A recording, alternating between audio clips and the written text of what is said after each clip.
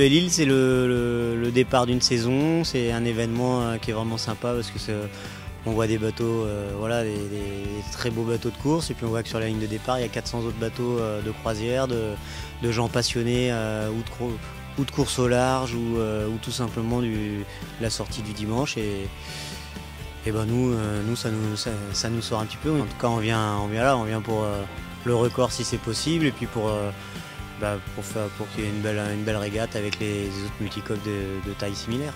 Que ce soit le Tour de Belle-Île, le Tour de l'île de Wight, enfin bref, tout ce genre d'événements qui permet de mélanger tout ce qui flotte quasiment.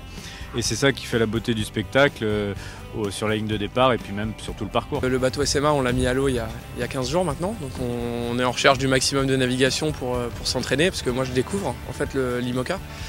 Et puis aussi pour rencontrer les 500 bateaux, et je crois que ça va être un grand rendez-vous populaire, et on a envie aussi d'être de la fête, faire partager ça aussi aux gens d'SMA. Donc voilà, je trouve que c'est une super idée de mélanger un peu tous les milieux, qu'il n'y a pas forcément des régatiers purs, mais aussi tout type de bateaux sur cette course. Et ce qui est génial, c'est qu'il y a vraiment beaucoup de bateaux là, encore quasiment 500, donc moi c'est la 3e fois que je vais le faire, première fois sur un IMOCA, donc c'est sûr que la dernière fois c'était en classe 40, ça va être un peu plus rapide, surtout que les conditions sont parfaites demain, donc voilà, c'est sympa de venir. Effectivement, pour nous c'est le début de la saison, ça nous permet de nous roder un peu et d'essayer toutes les modifications qu'on a fait pendant l'été et pendant l'hiver.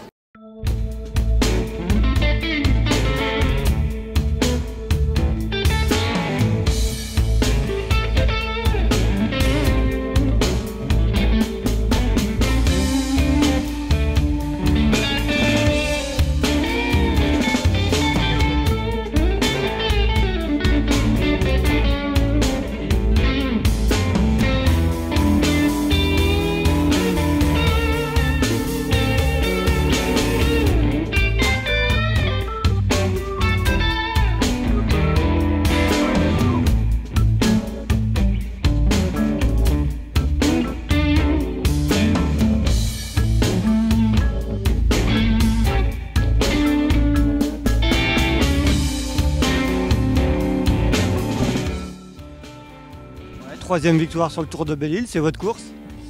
Ouais, c'est sympa, hein. C'est vrai qu'on commence à bien connaître le parcours. La veille, on va toujours s'entraîner un petit peu avant pour prendre la température. Donc c'est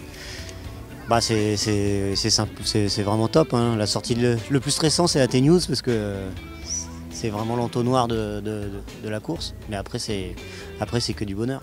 Avec le record à la clé? Ouais, avec le record, un petit quart d'heure de mieux, non? 17 minutes. Ouais, c'est bien, c'est toujours bon à prendre.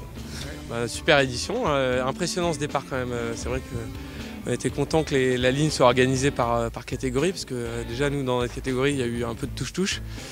Et puis comme on était un des bateaux les plus rapides en monocoque, on est parti assez facilement devant, mais après on était avec tous les multicoques là toute la journée. Et des bonnes conditions, juste le vent qu'il faut. Tout le monde a été discipliné, il y a eu vraiment une belle approche. Tous les bateaux sont positionnés correctement 4 minutes avant le départ, donc on est parti en ligne, on va dire, et lancé. Il n'y a pas eu de distribile comme des fois on peut voir, donc je pense que c'était un beau départ en tout cas à voir de l'extérieur.